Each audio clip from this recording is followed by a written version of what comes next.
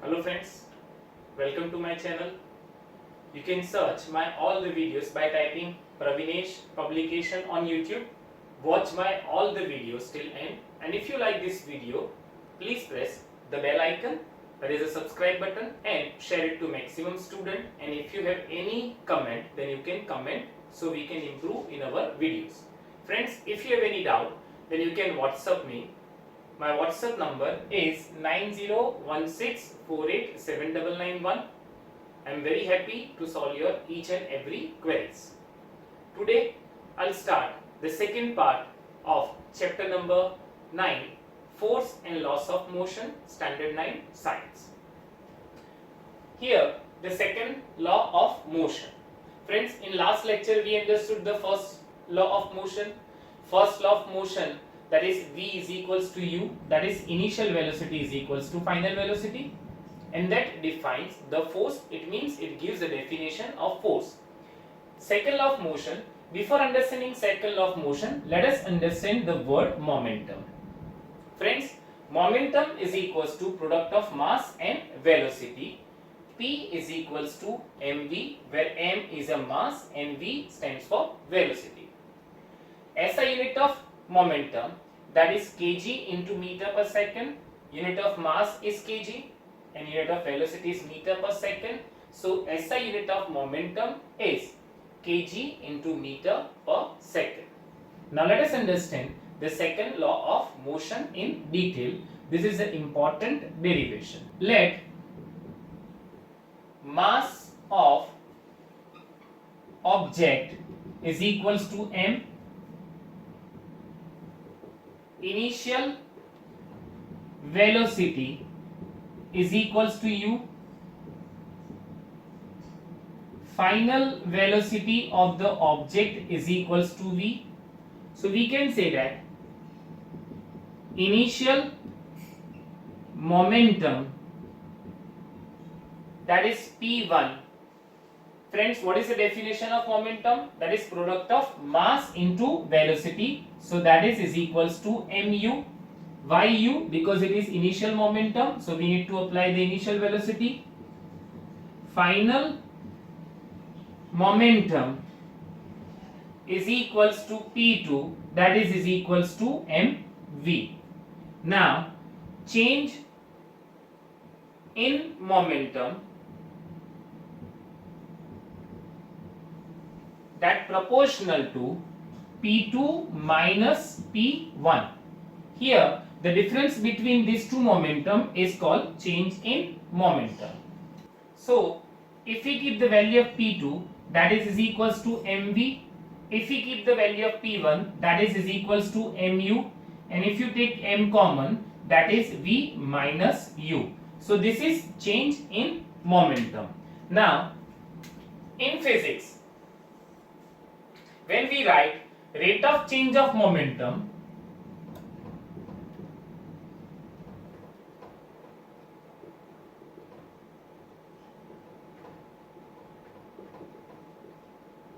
friends, change in momentum we got as a m v minus u, and when we write rate before it, so that we need to divide by t. So this is the rate of change in momentum, that proportional to m in the bracket v minus u upon t. Or we can say that rate of change in momentum is equals to force, that is F, proportional to m v minus u upon t.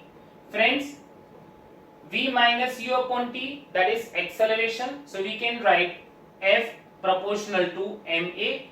A is equals to v minus u upon t, that is acceleration. Now if force, we put the is equals to sign, then we need to write any constant. This is a constant of proportionality. Here we get k is equals to constant. If force is equals to 1 unit, mass is equals to 1 unit, acceleration is 1 unit, then k is equals to 1 unit. So we can write F is equals to ma. This is the second law of motion. Unit of force is equals to 1 Newton, mass, that is equals to kg, acceleration is meter per second square. So this is the unit of force, that is 1 Newton. So friends, This is a derivation of second law of motion. Second law of motion, that is F is equals to ma. First law of motion that define the force, and second law of motion will give the value of force. Now friends, from the textbook, the second law of motion is often seen in action in our everyday life. Have you noticed that while catching fast moving cricket ball, a fielder in the ground gradually pulls his hands backward with the moving ball? In doing so, the fielder increases the time during which the high velocity of the moving ball decreases to 0.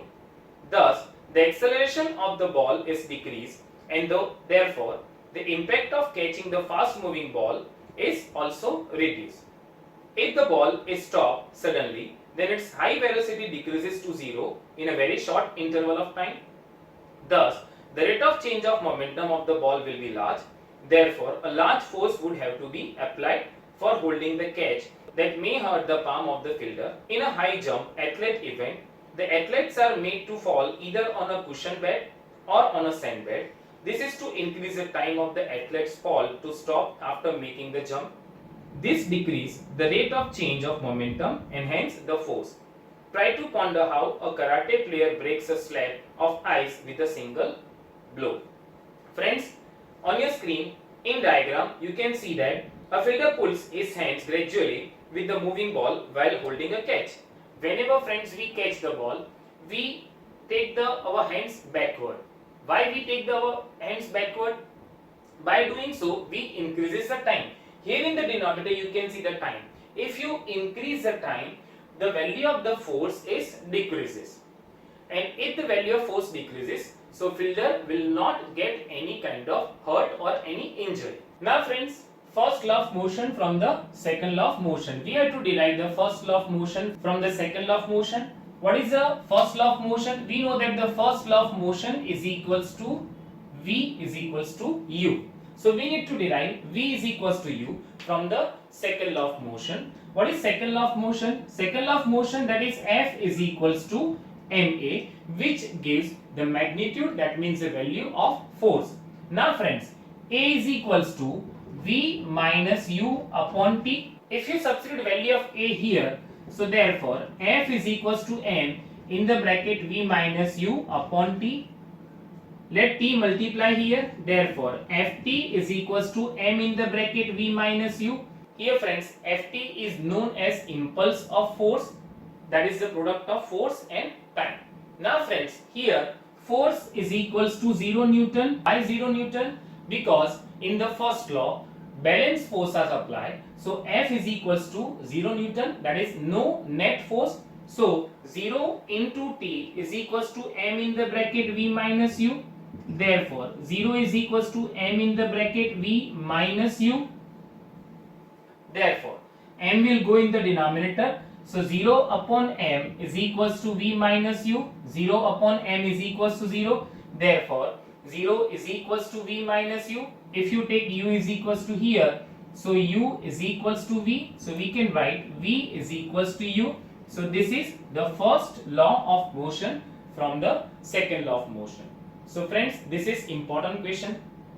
They can ask this question in 2 mark. So you need to memorize this.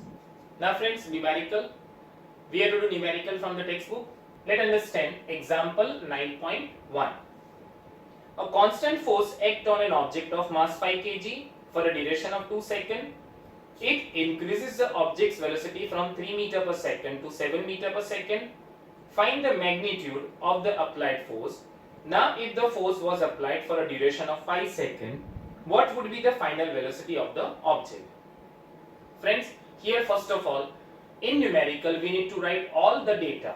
Here first of all, mass of the object is given that 5 kg. Duration of 2 seconds. So time is equals to given that 2 seconds. It increases the velocity from 3 meter per second to 7 meter per second. So initial velocity is given that 3 meter per second and final velocity is given that 7 meter per second. Find the magnitude of the applied force. We know that by second law of motion F is equals to ma. Therefore F is equals to m. Acceleration is v minus u upon t. Now we substitute all the values here. Therefore, F is equals to mass is equals to 5 kg, V that is final velocity 7, initial velocity is 3, and time is equals to given that 2 seconds. So that is 5 in the bracket 4 upon 2. So that is 5 into 2, that is equals to 10 Newton. So here the magnitude of the force is 10 Newton. Now, second, if the force was applied for a duration of 5 seconds, what would be the final velocity of the object? Now here the force remain the same, that is 10 Newton. Mass is also remain the same, that is 5 kg, and now time is equals to 5 seconds. So we need to find the final velocity. So F is equals to m in the bracket v minus u upon t. So here F is equals to 10, mass is equals to 5, we need to find v, u is equals to 3, and time t is equals to 5. So 5 cancel, 10 is equals to v minus 3. Therefore, v is equals to 10 plus 3 is equals to 13 meter per second. So this is the final velocity of the object. Now friends, example 9.2, which would require a greater force, accelerating a 2 kg mass at 5 meter per second square or 4 kg mass at 2 meter per second square. So here mass 1 is given that 2 kg, acceleration 1 is given that 5 meter per second square. So first we find force 1, that is m1a1, that is 2 into 5, that is equals to 10 Newton. Now mass 2 is given that 4 kg and acceleration 2 is given that 2 meter per second square. So we find F2, that is m2a2, that is 4 into 2, that is 8 Newton. So clearly we can say that F1 is greater than F2, therefore F1 is greater than F2. Now friends, example 9.4, 9.3 you have to understand on your own. If you have any doubt, then you can ask me. A force of 5 Newton gives a mass m1, an acceleration of 10 meter per second square, and a mass m2, an acceleration of 20 meter per second square. What acceleration would it give if both the masses were tied together? Here friends, the force is given that 5 Newton. Here mass m1 and mass m2 is given. In case m1, acceleration is of 10 meter per second square, and here the acceleration of 20 meter per second square is given. So first we find m1 and m2. We know that F is equals to m1a1, the force is remain same in both the case. 5 is equals to m1 into 10, therefore m1 is equals to 5 into 10, that is 1 upon 2 kg. Now here again F is equals to m2a2, 5 is equals to m2 into 20, so m2 is equals to 5 upon 20, that is equals to 1 upon 4 kg. Now here both the mass are tied together, so that means total mass m is equals to m1 plus m2, so that is 1 upon 2 plus 1 upon 4. If you take LCM, so 4 is the LCM, 2 plus 1, that is equals to 3 upon 4 kg. Now in the question it is given that what acceleration would it give if both the masses were tied together. Same, F is equals to ma, the force will remain same, that is 5 Newton, mass that is 3 upon 4 into A, therefore A is equals to 5 into 4 upon 3, that is 20 upon 3, that is 6.666, we can write it as a 6.67 meter per second square. So this is the acceleration produced when both the mass are tied together. Now friends, example 9.5. The velocity time graph of a ball of mass 20 gram moving along a straight line on a long table is given in figure 9.9. You can see the figure. How much force does the table exert on the ball to bring it to rest? Here friends, if you observe the graph carefully, the initial velocity of the ball is 20 centimeter per second. So u is equals to 20 centimeter per second, and due to friction, force exerted by the table the velocity of the ball decreases down to 0. You can see that v is equals to 0 centimeter per second in the time interval t is equals to 10 seconds. So here we need to find the acceleration. A is equals to v minus u upon t. Here v is equals to 0, u is equals to 20 upon t, time is equals to 10. So that is minus 20 upon 10, that is minus 2 centimeter per second square. You can convert into meter, that is minus 0.02 meter per second square. Now friends, here we need to find the force. The formula for the force is equals to ma. The mass of the object is given that 20 gram. We need to convert into kilogram. So we need to divide by 1000, multiply by minus 0.02 because value of A we got as a minus 0.02 meter per second square. So that is 20 upon 1000 into minus 2 upon 100. 0 cancel, 2 into minus 2, that is minus 4 upon 1, 2, 3 and 4 0, 1, 2, 3 and 4 0, that is minus 0.0004 Newton. So here the friends sign is negative. Why? Because here frictional force are applied and frictional force is always in the opposite direction of motion. That's why in our answer we have a negative sign. Final answer for the force, that is minus 0.0004 Newton. So friends, in this lecture I explained the second law of motion, about momentum, and we did some numericals. You all need to read the chapter thoroughly and complete these examples in your classwork. Read the chapter carefully. Thank you.